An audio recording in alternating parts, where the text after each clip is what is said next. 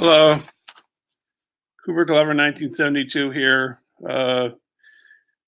also known as Brian. So today we're gonna do some more favorite movies. I think I don't know. Maybe we'll go fast the favorite movies because I'm kind of whittling them down, and uh, we're getting down to like favorite films of the 21st century. I have some of those, and there's some music ones, but there's another music one that goes with the other one, movie music concerts, and I don't know where it is. It's somewhere.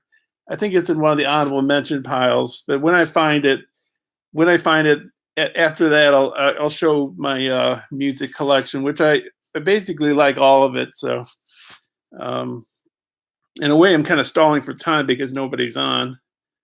Well, let's. I forgot about this one. I don't know. Well, it's an honorable mention. I was talking about Japanese cinema. I was showing all my Japanese cinema. Yesterday, I was showing my Italian cinema, and I don't know. I don't think I have any Italian honorable mentions. Oh, you know what? I see some honorable mention Japanese in one of the honorable mentions pile. So, well, what should I do with this one? You know what? I'm going to put it down on the floor so you can see that when it comes. So that will be a little farther down the road. So where should we go first? Let's start with animated movies because I don't know if everybody's into animated movies. One of my favorite animated films of all time is Fantasia. Fantasia 2000 is pretty good too. So I used to have them on tape, and then I got this on DVD off of Amazon. I think it was, yeah, Amazon. I like the fact that it's very abstract and there's just music and pictures. There's another series of movies that is not animated. I don't know if you've heard of it, but it's called the Qatsi trilogy. Wait a minute, Qaatsi. And the first one's called Koyaanisqatsi. The second one I can't remember. The third, but something's Qatsi for each one. And they address certain issues. Like the first one addresses the natural world and the man-made world, and I can't remember what the second one addresses. The third world, maybe the first world, and then the third one addresses technology and like how it. Oh, hello, hi, Wolf. The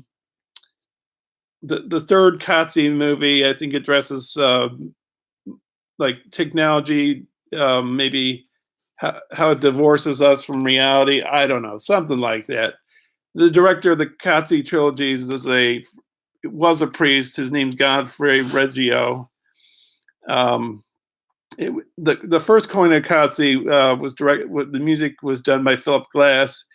I think he didn't want to do a score for a movie at the time, but when after he did this score for Koyaanisqatsi, as you might know, he started doing movie scores for other directors.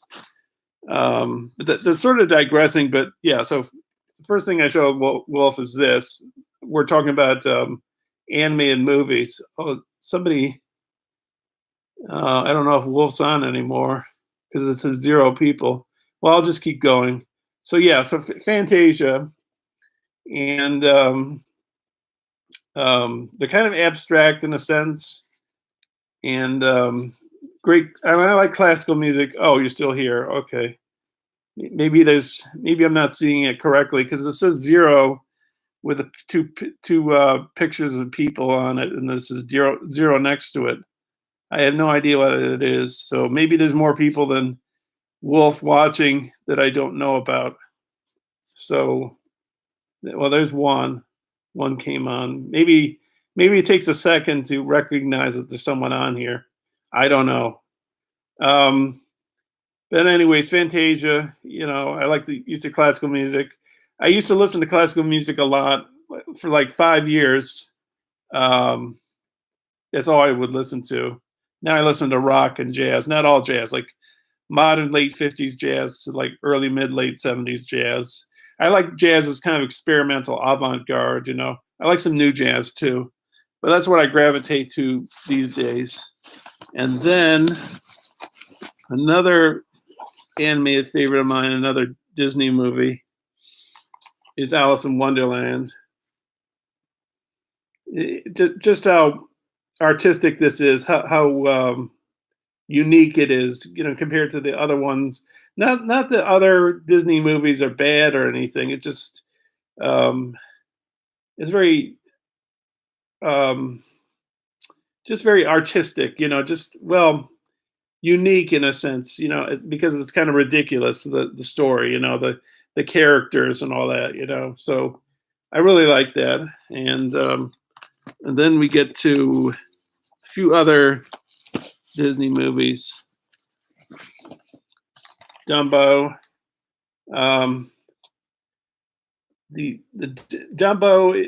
Um, what the thing I really like about this film, it's like an honorable mention, is the pink elephant scene where Dumbo swallows a bunch of soapy water and he starts hallucinating. And the pink elephant part is the part I really like of this film. It's really well visually well done, and yeah, the pink elephant part is what I like. And then there are two more newer um, Disney movies that came out. You know, they had a failure with Oliver and Company, uh, but this is Dumbo's mother, I think. Um, but anyways, Little Mermaid. They made Oliver and Company. It was a big failure, I believe. Well, they made this, but this was fantastic. You know, I've only watched a part of this when I got it. Well, not when I got it, but after a while of owning it. But I haven't really watched it all the way through. I have seen it though. I have seen it in the theaters a few times. Um, I just like how it ends. You know, with I can't remember that Sea Witch or whatever her name is, and the you know the soundtrack to which film? Um, yeah, but it's Ursula. Yeah. So, but I haven't watched this in a while. I like it, and this one is also good too. I think it followed right after Little Mermaid, Aladdin. I like Robin Williams in here, how he adapts different personas, if you will, and story's good too. But you know, I like that. I have Beauty and the Beast as well, but I didn't include it. So I also have Beauty and the Beast, the Cocteau version, but I haven't. I don't think I've watched it all the way through. I recorded it off of public television, but it didn't come in very well. So um, um, I I haven't watched my Criterion copy. It looks pretty good though. Maybe I glanced at a part of it.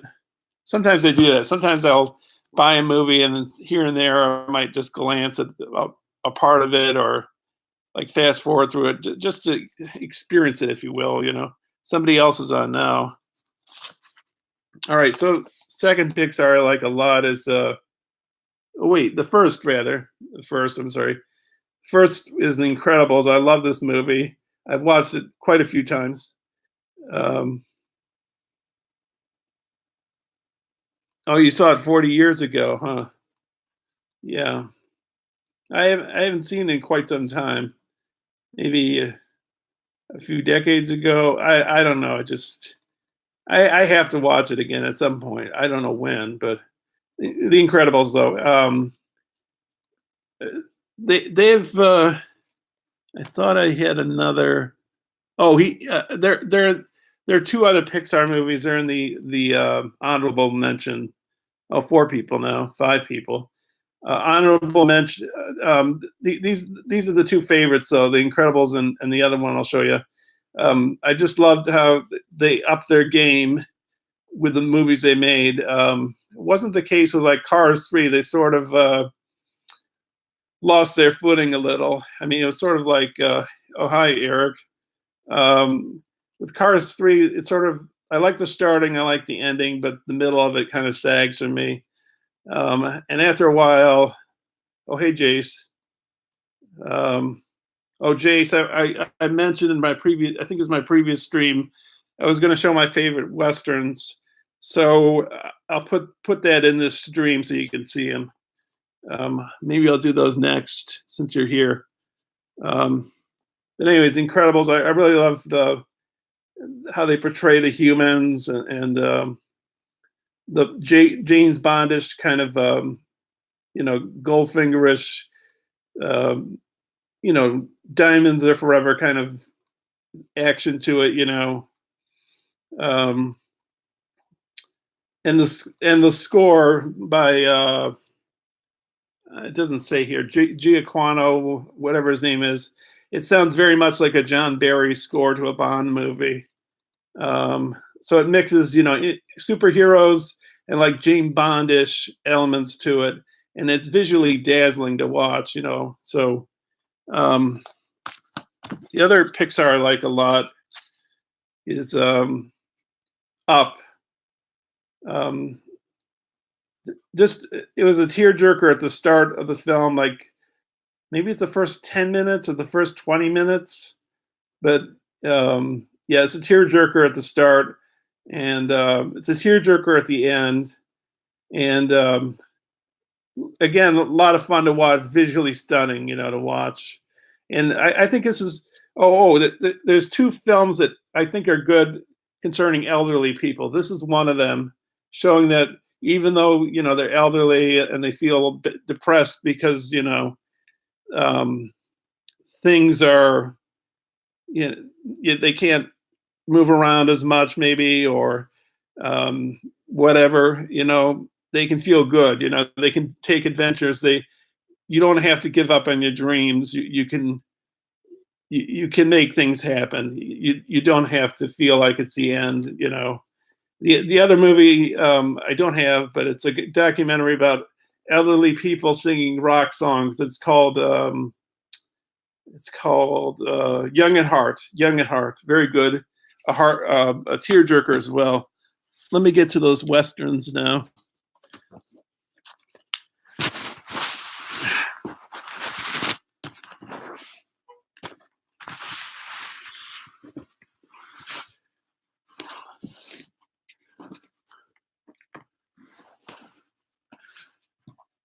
Okay, so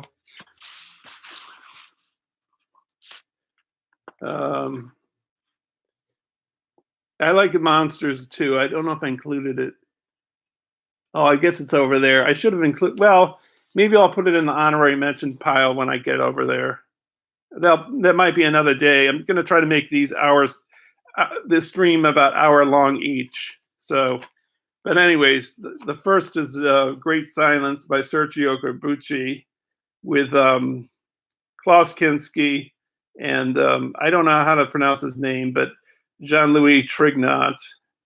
I showed a film that Jean-Louis Trignot, I know I'm butchering his name, but he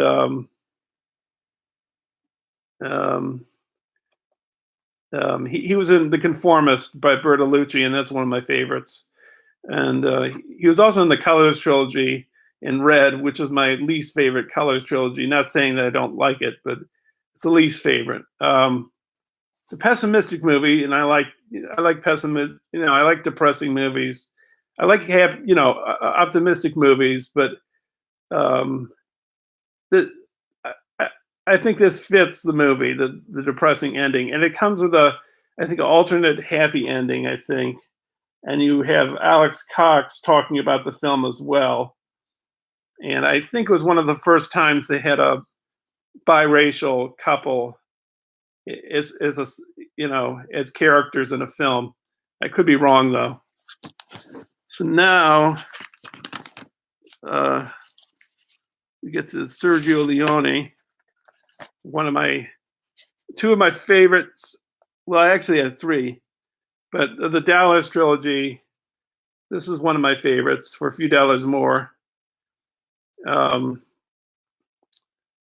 I like how Lee Van Cleef and Clint Eastwood are like. I think they're trying to fake each other out so they can, I think, get this money. I think it's sort of similar to Good and Bad and the Ugly in that case. I think that's the way it works. Um, this is your favorite Western of all time, Jace? Um, and they have Jean-Marie Vallant. Um, he's the villain in this film. But I think probably even better than that one is the third in the series, The Good, the Bad, and the Ugly. This is the long version. It's like 3 hours. Well, maybe it's a little over 3 hours. It came with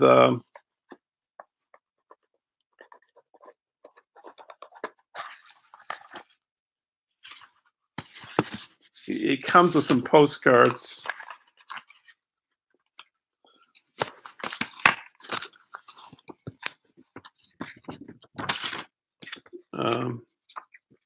Well, it says that's the back of it, and here's a booklet that comes with it. Oops.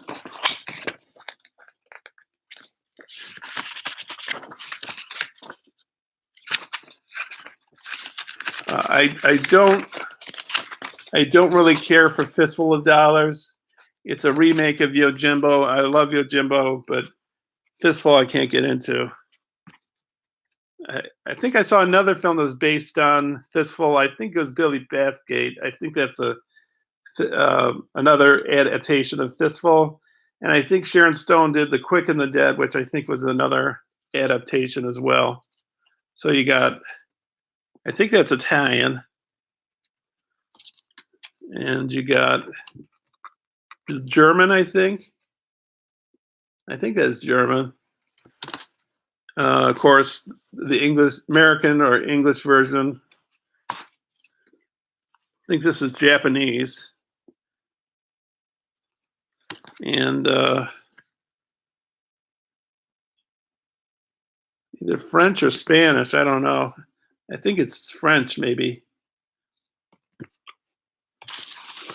I don't know if For a Few Dollars More featured any things that came with it. No, it doesn't. It just has the disc. Well, it has a booklet that comes with it.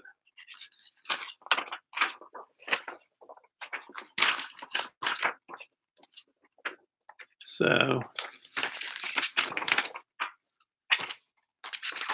Jace, I know that it'll be French. Okay. Yeah. I think Christopher Frayling does the documentaries on these dollars discs. I think so.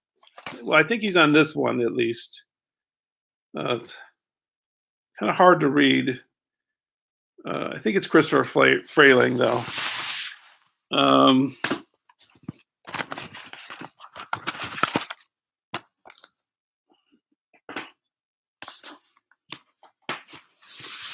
And Jace, it must be 7:30 in the morning there right now. Oh, Christopher Frayling, yeah, he's done some other stuff, like he did for my Halloween marathon. He did one on The Innocents with Deborah Carr, and he's done some other ones that on some of the movies I have. I can't remember what they are though. And I like this one a lot. This is a lot very pessimistic ending, or depressing ending maybe. Oh, it's 8:30 there. Okay. Ducky Sucker. I think this is well, maybe it's 2 hours and 40 minutes or 50. I love how it starts, and how they fool this, how these beginning characters are fooled by this man on the road and these other people. So 45 here. That means it's 12:45 in the morning there, I think, right? Um, yeah, it is underrated. And I like how James Coburn sort of plays with um, Rod Steiger's uh, um, personality, makes it work for him. I like the epic nature of this. Well, the other Leone films are very epic too, but and I think he was going to try to get somebody else to direct this. I bought this film. I saw this at Jonathan Demme's Rarely Seen Cinema. Um, when he was alive, he's the director of Silence of the Lambs. He had a series at Jacob Burns Film Center, and he showed films like were forgotten about, or you know, or just past, nobody, sort of out of the mainstream, or just um, not seen, and this was one of them, and so that's the reason why I bought it, even though I'd seen it before at Costco before I went to see it in the theater.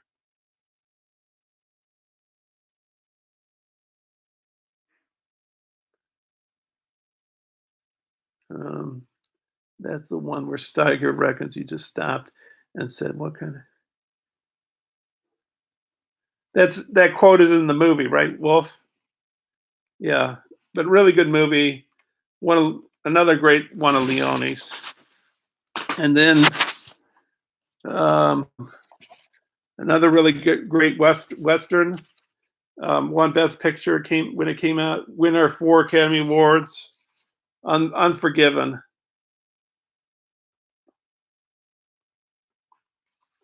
And I guess this is kind of depressing as well. I like when Gene Hackman says to Clint Eastwood, "I'll see you in hell." You know, um, it's dark, but um, extremely good. And I can't remember. I can't remember if I've watched this movie, and I can't remember if I've seen the special features. Saw it again this week, but yeah, one of Clint Eastwood's best movies. So I'm 22 minutes in. Okay, so so let's do this.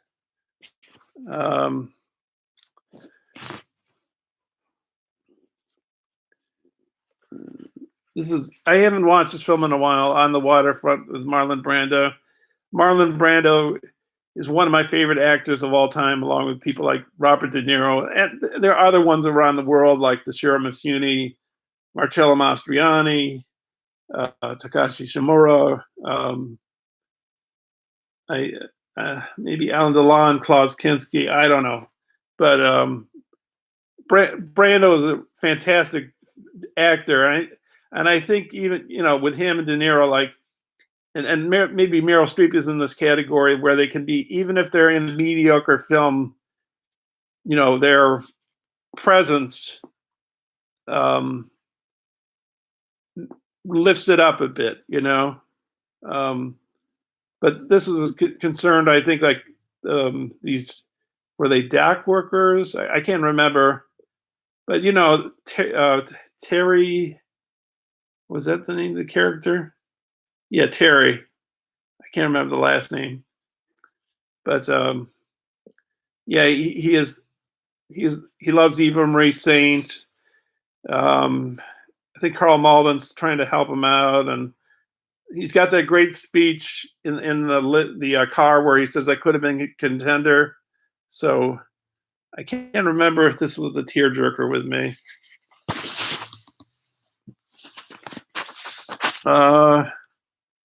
I like this film a lot. Some of these might be honorable mentions, maybe not favorites. This is Che. This is a Criterion. It's with what's his name? Benicio del Toro. Um, it's directed by Steven Soderbergh. When I first became acquainted with Soderbergh, I wasn't wild about him because because I watched Sex Lies and Videotape. I have since bought that movie on Criterion, and I think I'm going to have a second way of thinking about it. But I think he takes a lot of chances, and um, Steven Soderbergh tries to vary it up, you know. Um, but this is a great film. It was shot on red cameras. Yeah, right. Yeah, that's what I am. The first film shot with red cameras, and there's the second part of the movie which takes place in Bolivia. Um, that even though that's the second part, it was shot first. So I think there's a different look as far as the image goes when you're watching the second part and the first part. The first part concerns Che Guevara and Fidel Castro, um, you know, creating the revolution that will overthrow Batista. And I think it's got some great special features, I think, in here, if I'm not mistaken.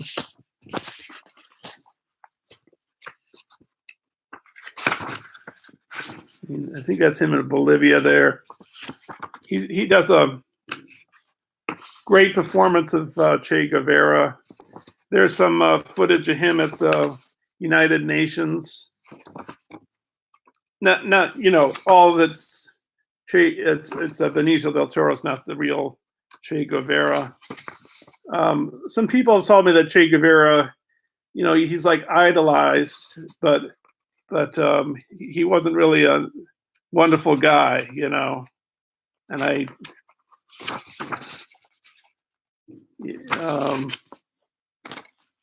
don't know. It just you get a poster with it too. So, but regardless of what you think of Che Guevara, it's a good movie. It's about 4 hours long.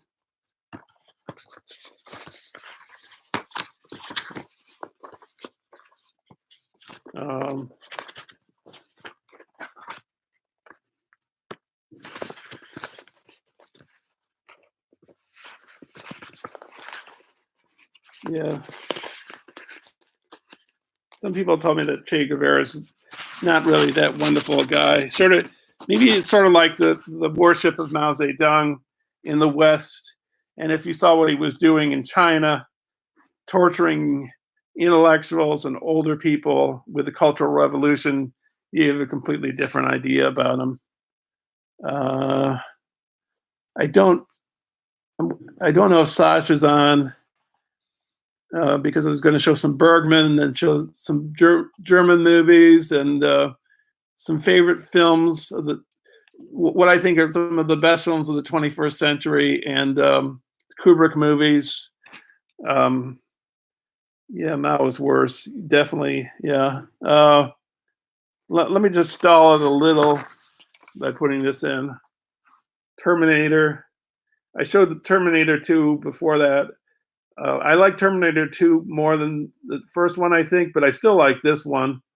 If you watch, I think it was Sasha's either I Ain't Got Time to Bleed channel or Sexy Monkey channel. I don't know if it's on LJ's channel, but they had a talk about the two films. Sasha liked Terminator, and LJ liked Terminator 2. Yeah, I found it finally. Yeah. Well, I know he got a Bergman set, so maybe I should stall and show these German ones. Okay, so I'll show Fritz Lang first. This is a really good movie, science fiction film. Metropolis, regarded maybe as one of the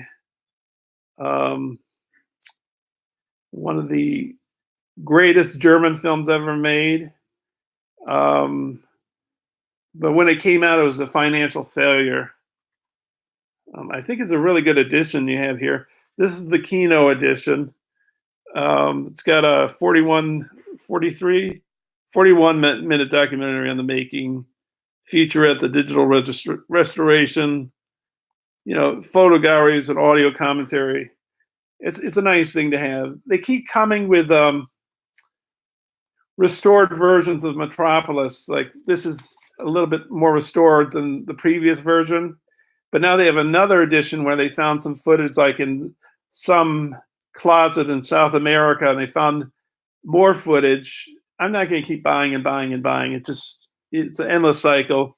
And I think with some silent movies, when they lose some of the footage, they put a title card in between, and they say what happened with what you lost with the film negative that they lost. They just insert what happened and then keep going on to the movie. The middle just drags slightly. I'm not quite sure, Wolf. I haven't seen it in a long time. Or well, now I don't know, a few years maybe. Oh, and I did see Metropolis at the Jacob Burns Film Center, and they had the Ally Orchestra, they're called. They did a version of it, with their own unique way of approaching scoring the silent. I used to think of the silence like you had to have a certain score or it wouldn't be satisfactory. I showed Chaplin films a stream or two ago. It's some of my favorites. And Chaplin does the score for his films. But like one of the films I've watched is Gold Rush. And before I had the Criterion of Gold Rush. And I haven't watched really a lot of the Gold Rush Criterion that I have. But when I originally watched the Gold Rush off of public television, I was sort of like set on that particular score. But now I'm becoming more flexible. I can listen to more than one kind of soundtrack. I don't have to listen to the soundtrack that was designed exactly at the same time that the film came out. I'm a little more flexible now. Then he followed it up, Fritz Lang, with this film. It was maybe it's one of the first sound movies. Great performance by Peter Lorre. Speaking of noir, I thought it said noir. This might be one of the films that sort of initiated the noir phase. There's parts of it that are silent, and I think that's effective.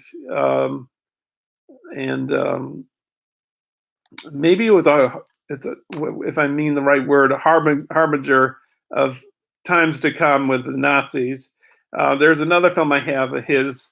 I think he made it right after this one, called Testament of Dr. Mabuse. He made 3 Mabuse movies. I have the other one that's a silent one called Dr. Mabuse the Gambler. It's like 5 hours long, which is kind of interesting to watch. And he made another one called something like The Thousand Eyes of Dr. Mabuse or something. And he made that film like the late 50s, early 60s. Jace, he had Gert Frobe on that particular version. But the film is not that fantastic, that version. Testament of Dr. Mabuse is kind of interesting. I don't know. I think it was banned by the Nazis. He made it just before the Nazis gained power, I believe. And his wife, Thea von Harbu, or however you pronounce her name, who wrote the scripts for Metropolis. I think she wrote the script for this. Maybe she wrote the script for Mabuse. She stayed behind in Germany, and Lang went to America. And I have Nibelung too, but I haven't watched it yet.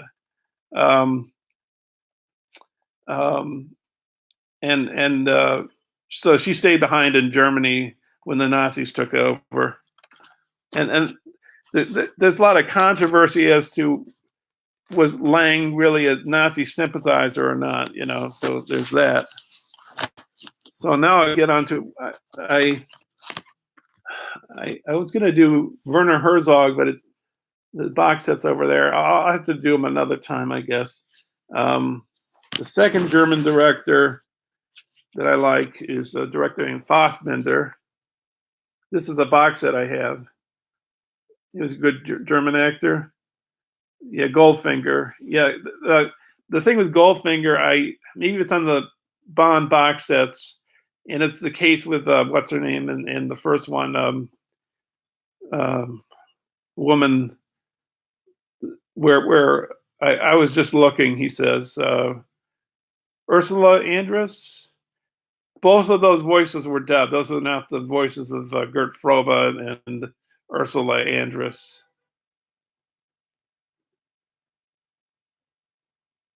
He was stretching the truth. Well, I've heard that Lang might have been Jewish, or that some of his family history might have been Jewish. Yeah. So, but anyways, I think I've watched all these movies. I haven't watched American Soldier in a while. I don't think. Um, but there's one of these films that I really love. It's the last one. This is an Eclipse box set by Criterion. It's early Fassbender. It's like a start. It's films that he started off with. He's a very prolific director. He directed like something like, I don't know, 50 films, and he died at the age of, was it 43 or in his 30s?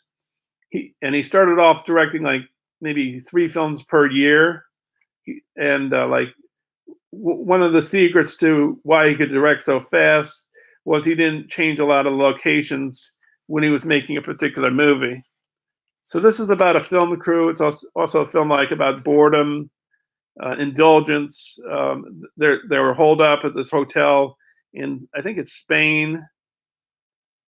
So it's a pretty good movie. Um,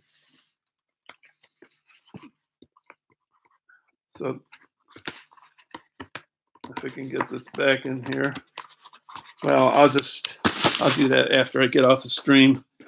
Okay, so let's see. Okay, this is one of my favorite movies of all time as well by Fassbender. This is a great movie. I love this movie. Bitter Tears of Petra von Kant. Um, genius, but oh, he's very depressing, Fassbender. Well, there's a theme going on here with the films I like. I think, well, not all of them, but a fair number, a fair share of them are depressing. I like, maybe because that's the way real life is. Maybe that's why I like foreign films so much. I don't know.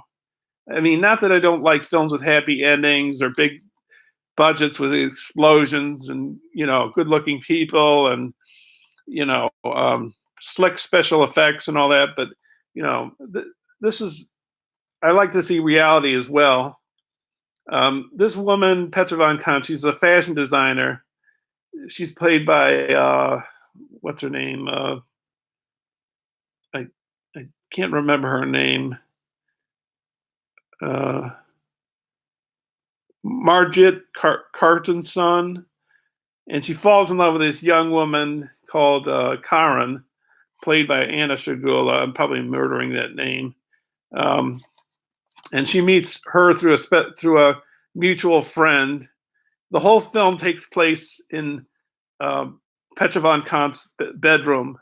There's only like one shot out of the bedroom where the stairs are. She has like a maid secretary that works for her, but she treats her like crap. And she has plans for, Petra von Kant has plans for her and for Karen, and then Karen sort of like, Karen is like in her 20s or something, and Petra von Kant is in her 40s, so she's over the hill. I think back in those days, if you were in your 40s, I'm in my 40s, but like if you were in your 40s back in the early 70s, you were considered, well, maybe it was the case with women, how they were perceived at the time. Maybe you were concerned, over the hill and done, but she tries to like rekindle.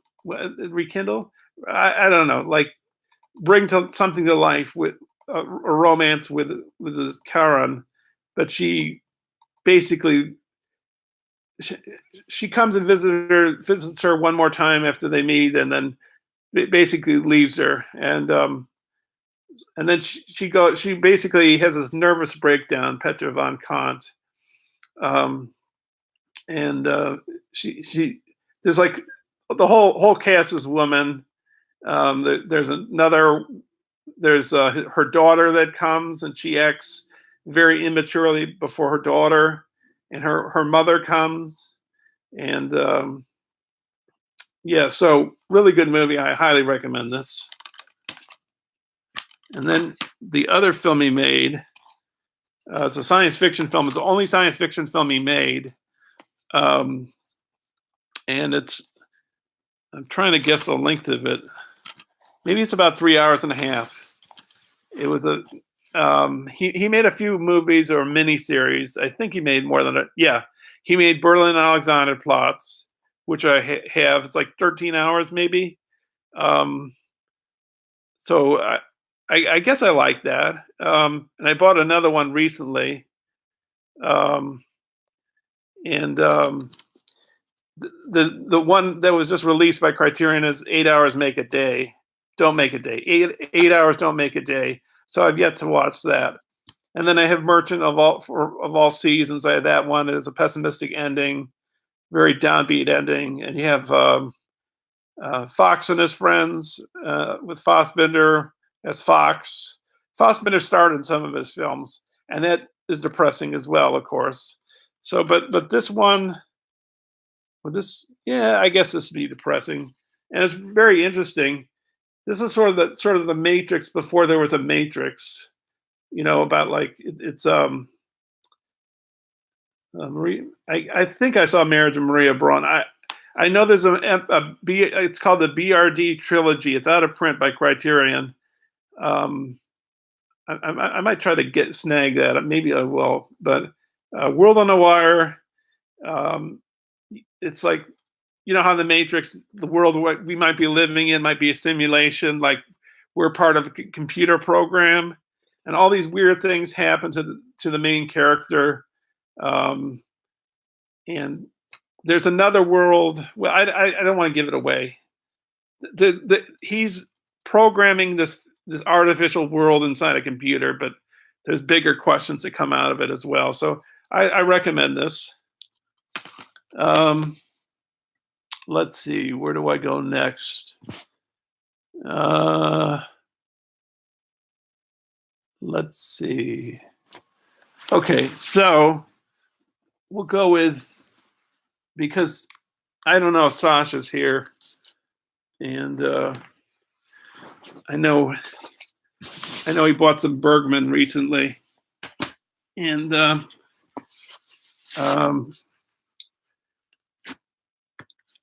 you know, he might be interested in the Bergman that I find to be great. You know. Anyways, let's get to some movies that are, I would call, the best of the 21st century. But before, like, let's take a little detour in a way. The first film of the Coen brothers, Blood Simple, great debut film, like another one I'll be showing you in just a second, and of course the one I showed of the when I showed Polish cinema, which is Knife in the Water by Polanski. But this is kind of the dark movie, and involves an affair, and maybe I'll leave it at that. But it's just really good movie. Now we come across David Lynch. David Lynch, either hate him or love him, basically, except for Blue Velvet, where it's sort of split in the middle. But this is probably, well, this is maybe my favorite, or one of two favorites of Lynch. This is, by the way, this is Stanley Kubrick's favorite movie, I believe, and he showed it to his cast and crew while I was making The Shining, and it's Eraserhead. Now, this film, parts of it don't make sense at all, I guess. Maybe it's not supposed to make any sense entirely. It's supposed to be like a dream or a nightmare. What was I going to say? 2001: A Space Odyssey. At the ending, you sort of have to like park your reason at the door and just go for the ride. and maybe those can coincide with each other to some degree. Uh, I'm just reading the chat. Yeah, but Eraserhead, g- excellently designed film, very good at atmosphere. Um, maybe it's take it or leave it, but I love this movie. And I think the other ones in this pile here are films from the 21st century. I think they all are. So the first one I'll show, in no particular order, keeping on with Lynch, Mulholland Drive, another Criterion. Um, I mentioned in one of my previous videos, I think maybe I'm wrong on this, but I think David Lynch, Spielberg, and Tarantino do not do commentaries on any of their discs. And maybe I'm wrong on that, but I think that's the case. Mulholland Drive, it's a film you have to watch more than once. You have to watch maybe the first. Oh, it's your favorite? Oh, yeah. Um, I think you had to watch the first 2 hours and 10 minutes, or 2 hours, or somewhere in the vicinity of 2 hours. And then the last half hour of the film probably explains what's happening, and takes the mystery out of it to some degree. Again, it's weird, like David Lynch film is. Um, you find it too clever for its own good. Well, on the internet, there's theories on all these, what all this means and everything. And on the previous version I had, it had like a series of questions to ask, like 10 questions or something, about the film. But like, this is a celebration of Hollywood and stardom, and all that kind of stuff. And Yeah, so it's one of my favorite movies of the 21st century. When critics are asked what's their favorite movie of the 21st century, this is the one that tops the list. Jason explains Mulholland Drive you're talking about, right? Um, Next one, it's kind of a simple movie. It's kind of like deceptively simple, but maybe it's saying something bigger. And that's Chocolat. I know there's another Chocolat. Um, okay.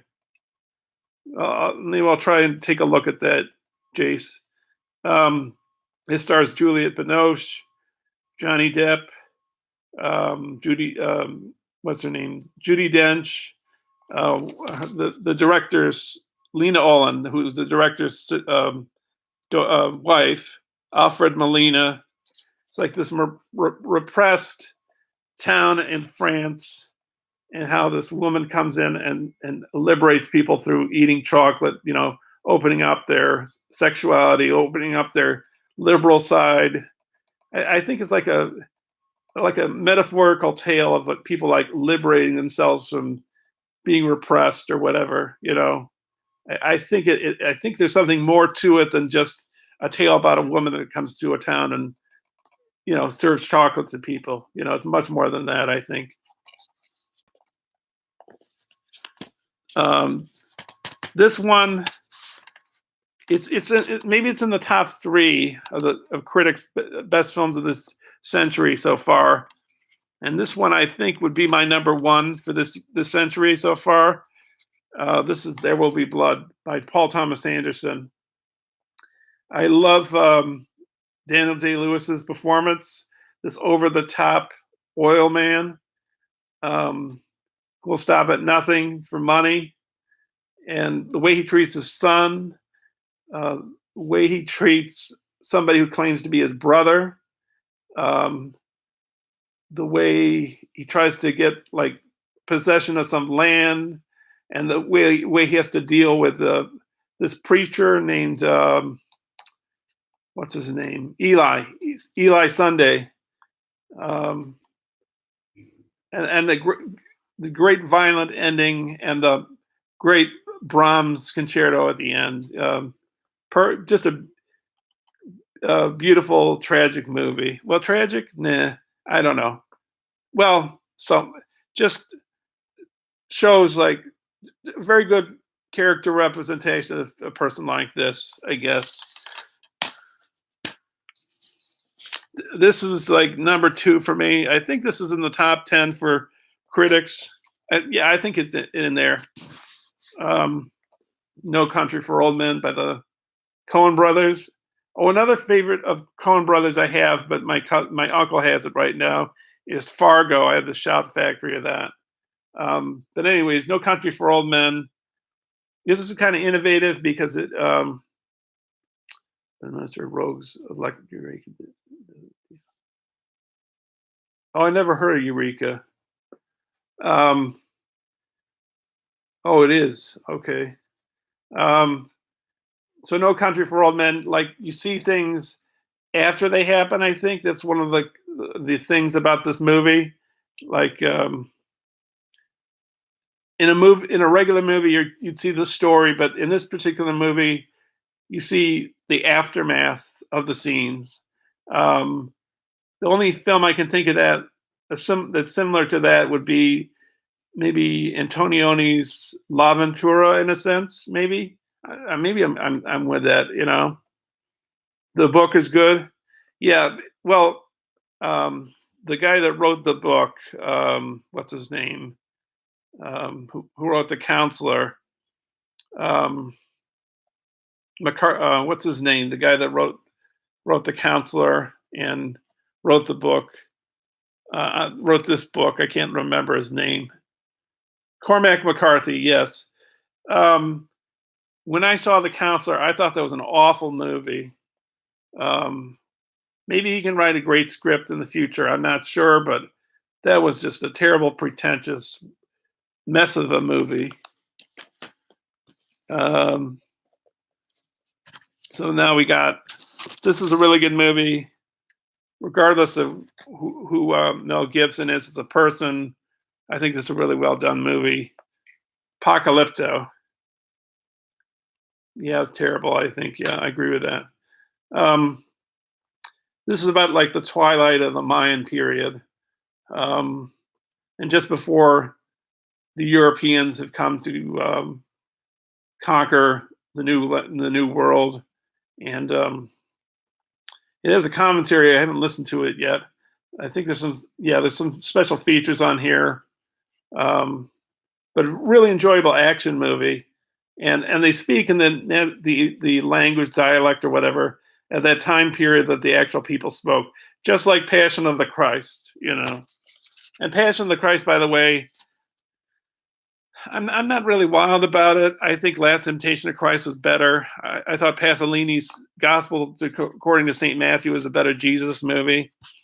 I'm not a Christian, but I think those are better movies about Christ. I know a lot of people like Passion of not the Passion of Christ, but not me. I don't know. And it's 4 people on now. I don't know if Sasha's on, but maybe I will. All right, I'm going to go to Bergman right after this. I think I can handle it. Um, I don't know if I should cut it off after this. Um, you know what? I'm going to show one more video. I might cut my stream shorter. I don't know if Sasha's watching, but I know Sasha bought a Bergman box set, and I have some Bergman I was going to show. And oh, you don't think Sasha's here? Yeah, maybe I'll wait for another stream, see if he's here. And anyways, it's getting close to the end of my stream, anyways, my hour stream. So, um, maybe there'll be a time that Sasha will be around to see it. So, but anyways, this is a film that Sasha likes a lot. And maybe he regards this as the best film of the century, or I think this is a film he regards as the best film of the 21st century. If Sasha said it in his video, I think that's what he said. But don't take my word for it. He knows. Um, But anyways, Children of Men, excellent movie, beautiful, long takes. Probably Sasha. Well, no, Sasha could really delve more into this, and he bought a special version. I think it's the Arrow version. I have a more. I have maybe the one just maybe one of the first versions or whatever. I don't know. I know Sasha's into good transfers. Maybe this isn't a good transfer, and this is a DVD as well. So. But anyways, this has a Children of Men comments by Slavoj Zizek. He's a um, what is it?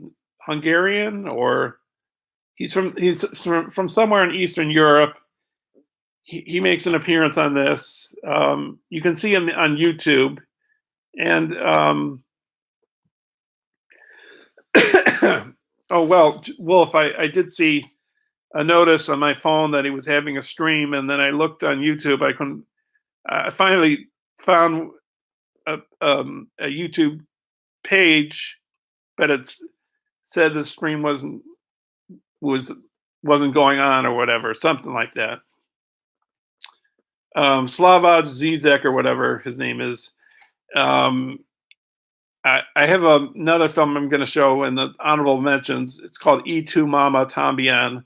And I can't remember the director, but I think it was shot in Mexico. He did one for a very short time as nobody really showed up. Yeah. So I think he's on that, and that's a Criterion, E2 Mama Tambien, and I think it means like, and your mother too. That's what the phrase means, because I asked a friend of mine. Okay, so I'll finish with that. I was going to show some Bergman. I was going to show my Kubrick favorites, but I thought maybe Sasha would be interested. And I don't know if the next stream I should do should be later at night. Right now it's 8:18 p.m. at night, Eastern Standard Time. I say I do these right now at this time period because I think it's the best time, because Sasha does his later in the day. You have Aaron Pinn, who does them basically mostly later at night or in the middle of the night. Who's the other guy? Well, JVTV.